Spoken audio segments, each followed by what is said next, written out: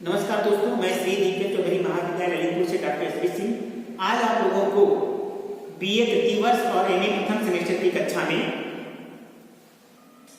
रामचरण हयाड़र मित्र द्वारा रचित प्रसिद्ध बुंदेली कविता तरैया भी चली की संदर्भ से व्याख्या बताने जा रहा हूं। आप लोग ध्यानपूर्वक पढ़िएगा और समझिए।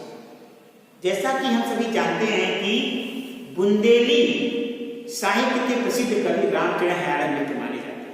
इन्होंने अपनी कविताओं में नायक नायिका के श्रृंगार और प्रेम से संबंधित विषयों पर बल दिया है।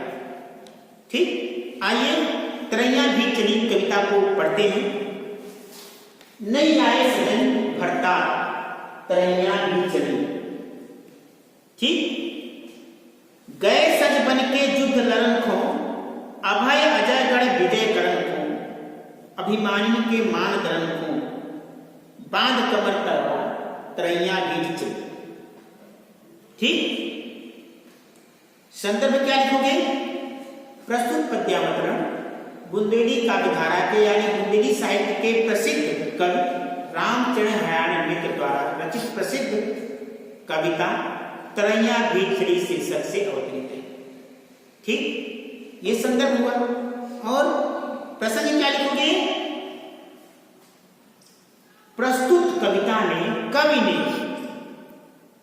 ने यह कहा है, यानी एक स्त्री, एक प्रिया, एक प्रियतमा, एक स्त्री, एक पत्नी अपने प्रिय के आगमन की प्रतीक्षा में बहुत दुखी है। अपने प्रियतम के आगमन की प्रतीक्षा में उसका हृदय बहुत ही दुखी है, व्यथित है। ठीक, वह अपनी सखी से अपनी हृदय की व्यथा व्यक्त करते हुए कह रही है, अपने हृदय की पीड़ा को बता रही है, अपनी सखी से कह रही है। इसी प्रसंग का वर्णन किया गया है। अब आप व्याख्या लिखोगे। व्याख्या क्या लिखोगे? कवि कहते हैं कि हे सखी, मतलब कवि कहता है कि एक स्त्री, विवाहिता स्त्री अपने सखी से कह रही है कि हे सखी, मेरे पति अभी भी घर नहीं आए। नहीं आए सजनी भरता तरैया बीच। ठीक, नहीं आए। अब तो आकाश की तारिकाएं भी ओस में भीगने लगी।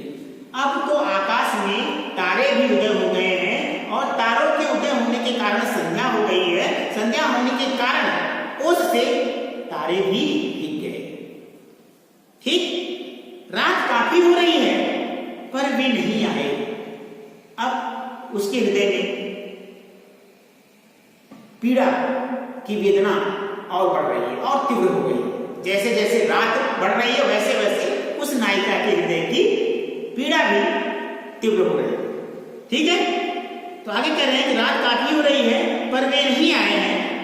मेरे पति, मेरे स्वामी राजा बनकर युद्ध करने के लिए गए। क्योंकि जैसा आप जानते हो, जब वीर छत्ररानियां होती हैं अपने पति को युद्ध में स्वयं सजा के संवारती हैं और युद्ध के लिए सहर्ष प्रसन्नता के साथ विदा करते हैं, मुस्कुराते। ये नहीं कि नहीं, मुस्कुराते हुए जाओ रण क्षेत्र में पीठ दिखाकर मत भागना, अगर कायर होकर भागो तो मैं तुम्हें मार डालूंगा। ऐसे वीर छत्ररानियों की मैं बात कर रहा हूं। ठीक, वीरांगना। ठीक है ना? तो कह रही हैं, आगे चल रहे हैं, पर वे नहीं आए। मेरे पति राजा बनकर युद्ध करने के लिए गए। वे बिना भय के अजयगढ़ पर विजय प्राप्त करने हेतु गए थे, क्योंकि मैंने उनका युद्ध रूपी श्रृंगार किया था। जितने में युद्ध से परिपूर्ण जितने भी अस्त्र होते हैं, मैंने उन अस्त्रों से उनका श्रृंगार किया, तब उन्हें मैंने विजय किया। ठीक, विजय प्राप्त करने हेतु गए थे। वे अभिमानी व्यक्तियों का घमंड समाप्त करने हेतु गए हैं। वे अपनी कमर में बांध कर तलवार, वे अपनी कमर में क्या बांध के गए हैं? तलवार बांध कर गए, खड़ग बांध कर गए, पर अब भी नहीं लौटे हैं। अब तो तारिकाएं भी, तरैया भी चली, अब तो तारिकाएं भी, अब तो तारे भी ओस की बूंदों में भीग रहे हैं। अब तारों की ओस की बूंदे में भीगने से आसमान से क्या टपक रही है? ओस की बूंदे टपक रही है धरती पर। ये हुआ सही तरीके से व्याख्या। ठीक सबका। अब दूसरी लाइन क्या आओ, सजल हमारे समर जुझारू धरत कबहू नहीं पाओ पिछारू अरे पे जब हो तो उतारू करत पार है बार तरैया भीग चली। ठीक, संदर्भ पूर्वक रहेगा, पहले की तरह संदर्भ रहेगा, प्रसंग चेंज हो जाएगा, प्रसंग कविता के अनुसार बदलता रहता है। ठीक, कविता का मुख्य भाव क्या है? प्रसंग बदलता रहता है। तो अब इसमें क्या लिखोगे आप? कविता की इस पंक्ति में कवि ने जिनमें एक वीर पत्नी अपने उस पति के घर लौटने की प्रतीक्षा कर रही है जो युद्ध में गया। प्रसंग थोड़ा सा चेंज हुआ, बदल गया। उसमें क्या था? प्रसंग आगमन की प्रतीक्षा में व्यथित है, दुखी है। अब ये इसमें यहाँ क्या है? यहाँ है कि एक वीर पत्नी अपने उस पति के घर लौटने की प्रतीक्षा कर रही है, ठीक है। आगे चलते हैं। और जो युद्ध में गया, अब प्रतीक्षारत पत्नी कहती है अब तो तारे भी गिरने लगे, अर्थात संध्या आगे बढ़ने लगी, पर अभी तक मेरे स्वामी पति नहीं लौटे। जो सज धज कर रण क्षेत्र में गए थे वह कहती हैं हमारे प्रिय पति बड़े समर जुझारू हैं। ठीक, अर्थात युद्ध कौशल में बड़े पारंगत हैं।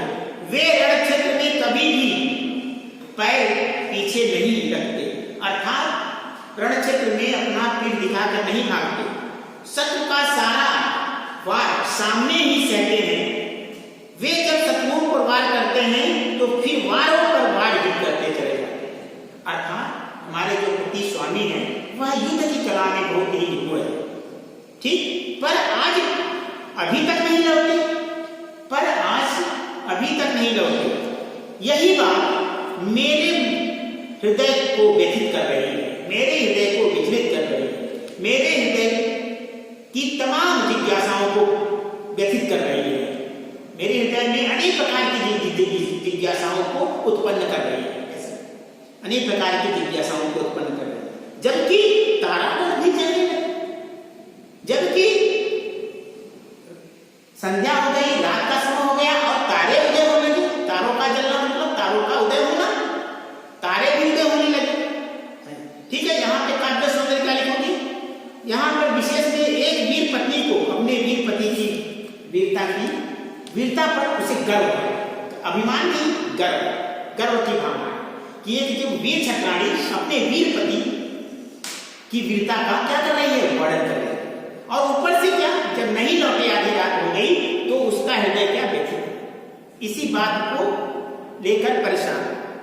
तो कौन सा रस है इसमें? वीर रस, क्योंकि वीरता की बात कर रही है, वीर रस।